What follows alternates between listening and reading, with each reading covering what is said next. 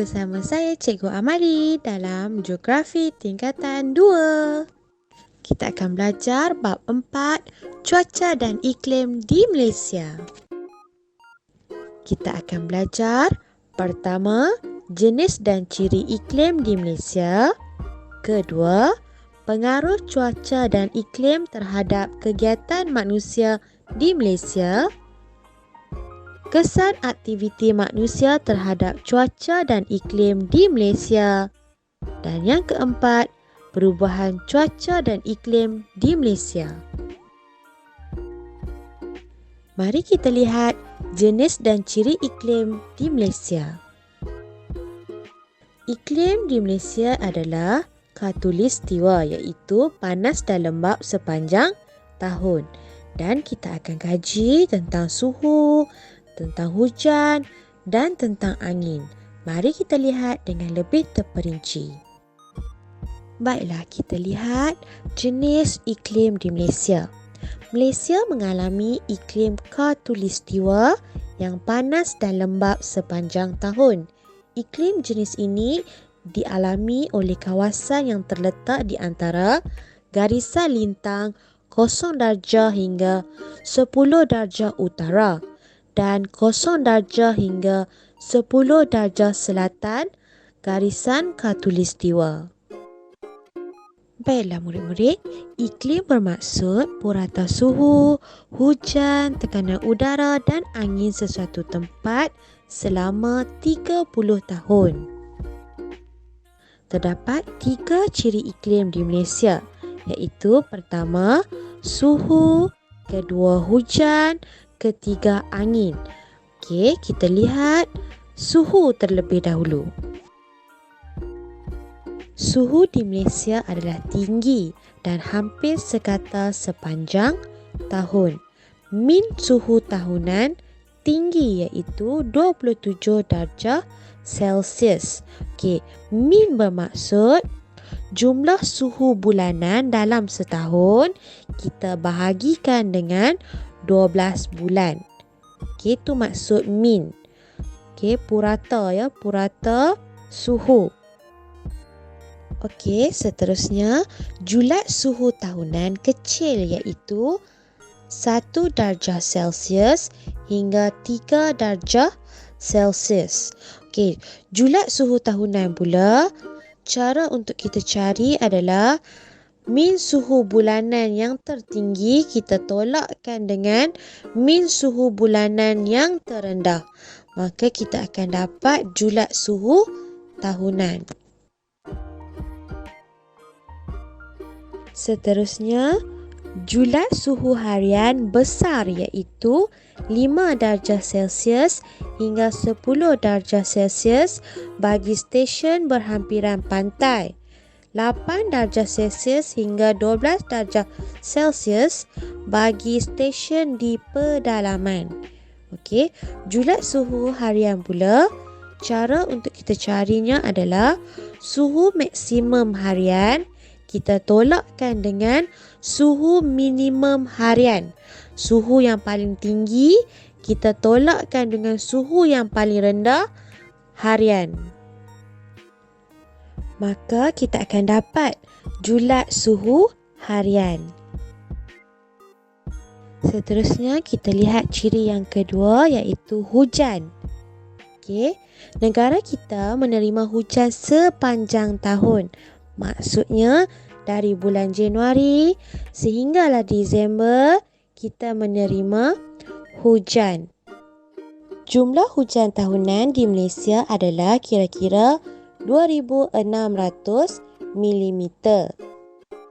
Seterusnya, taburan hujan adalah tidak sekata kerana dipengaruhi oleh bentuk buka bumi dan tiupan angin monsun. Jadi, kita akan dapat jumlah hujannya adalah tidak sama dari setiap bulan. Hujan maksimum diterima semasa peralihan monsun iaitu pada hujung bulan Mac hingga awal Mei dan pada Oktober hingga pertengahan November. Sebagai sebuah negara yang dikelilingi laut dan terletak berhampiran garisan khatulistiwa, Malaysia secara semula jadi menerima cahaya matahari yang banyak. Secara purata, Malaysia menerima sebanyak 6 jam sinaran matahari sehari. Seterusnya, mari kita lihat jenis hujan di Malaysia. Okey, terdapat 2 jenis hujan di Malaysia.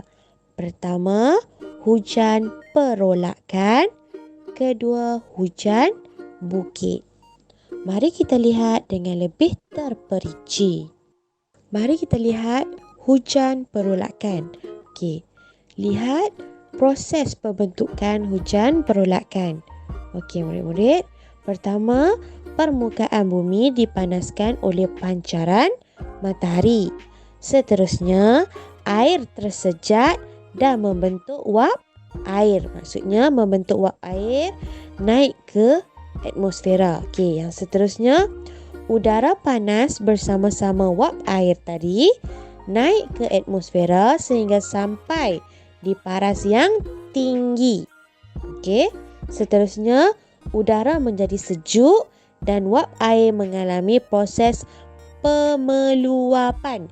Ingat ya, pemeluapan, iaitu menjadi titisan air lalu membentuk awan cumulonimbus. Awan cumulonimbus. Okey, kebiasaannya hujan lebat turun pada lewat petang disertai kilat dan petir. Seterusnya, mari kita lihat hujan bukit. Okey, mari kita lihat pembentukan hujan bukit.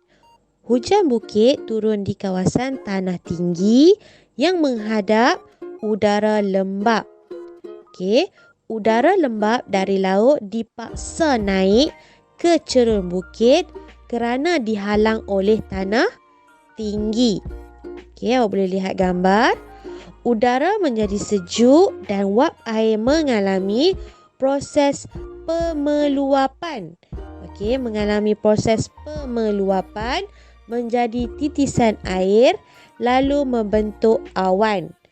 Okey, seterusnya, hujan lebat turun di bahagian cerun bukit yang menghadap udara lembap. Kemudian, bahagian cerun yang terlindung menerima hujan yang sedikit dan dikenali sebagai kawasan lindungan hujan. Seterusnya, kamu boleh rujuk buku teks muka surat 52. Okey, lihat gambar rajah yang berikut. Baik, peta tersebut menunjukkan taburan hujan tahunan di Malaysia pada tahun 2016 dan dapatan ini diperolehi Jabatan Meteorologi Malaysia pada tahun 2017. Okey, kamu boleh lihat petunjuk di bawah. Warna yang berbeza itu menunjukkan taburan hujan yang berbeza mengikut kawasan di dalam peta. Menurut Jabatan Meteorologi Malaysia, hujan tahunan tertinggi di Malaysia berlaku di cerun bukit kawasan pedalaman Sarawak. Okey, purata hujan tahunannya melebihi 5,000 mm kerana terletak di cerun bukit yang menghadap angin lembap. Kamu boleh rujuk peta. Kawasan yang menerima hujan paling sedikit di Malaysia ialah Kuala Pilah di Negeri Sembilan, iaitu purata hujan tahunannya kurang daripada 1,500 mm kerana terletak di kawasan lindungan hujan. Okey, sedikit info geografi disebabkan kita belajar tentang hujan. Okey, mari cikgu terangkan sikit tentang ribut petir. Okey, info geografi ya. Ribut petir merupakan satu fenomena yang berlaku sepanjang tahun di Malaysia. Okey, ribut petir lazimnya terjadi pada waktu petang dan awal senja di daratan. Manakala di lautan juga berlaku ribut petir ya, iaitu berlaku pada sebelah malam. Okey, baik. Subang Selangor merekodkan jumlah berlakunya ribut petir paling kerap di Malaysia. Seterusnya kita lihat ciri iklim yang ketiga iaitu angin. Terdapat dua jenis angin monsun iaitu monsun timur laut dan monsun barat daya. Selain itu, Malaysia juga menerima tiupan angin Sumatera dan angin tempatan iaitu bayu laut dan bayu darat. Okey, mari kita lihat maksud angin tempatan. Okey, angin tempatan ialah angin yang bertiup di sebuah kawasan yang kecil berbeza dengan taburan tekanan umum yang terdapat pada persekitaran tersebut. Okey, mari kita lihat dengan lebih terperinci jenis-jenis angin. Okey, kita mulakan dengan angin monsun. Okey, angin monsun terdapat dua jenis iaitu angin monsun timur laut dan angin monsun barat daya. Baik murid-murid, kita lihat angin monsun timur laut dahulu ya. Okey, angin ini bertiup dari awal bulan November hingga Mac. Okey, bermula dari pedalaman benua Asia, bertiup merentasi Laut Cina Selatan dan sampai di Malaysia sebagai angin monsun timur laut. Okey, angin ini membawa hujan lebat ke pantai timur semenanjung Malaysia, kawasan barat Sarawak serta pantai utara dan timur Sabah. Seterusnya, angin monsun yang kedua iaitu angin monsun barat daya. Okey, angin monsun barat daya ini bertiup dari pertengahan bulan Mei hingga akhir bulan September. Okey, angin ini berasal dari benua Australia. Okey, bertiup merentasi lautan Hindi dan sampai di Malaysia sebagai angin monsun barat daya.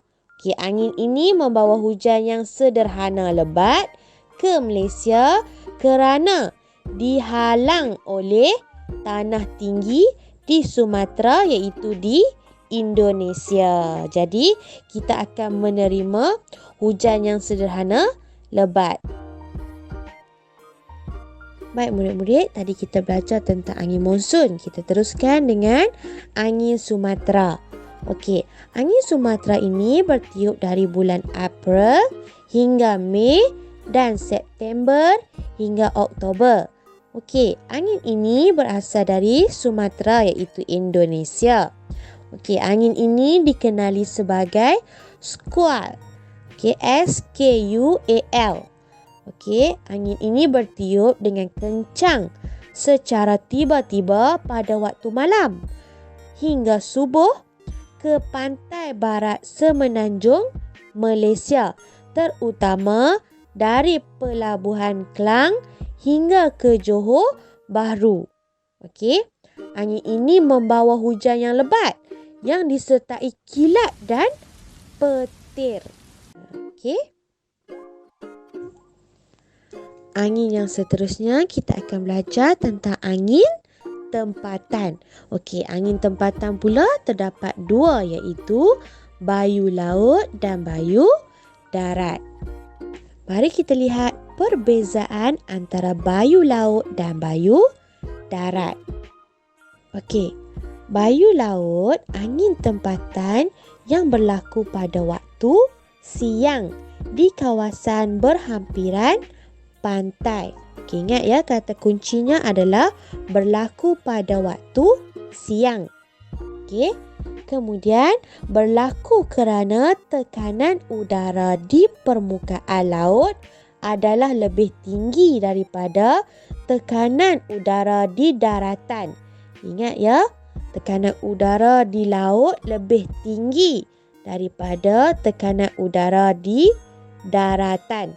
Seterusnya, udara bergerak dari laut yang bertekanan tinggi ke tekanan yang rendah iaitu ke daratan.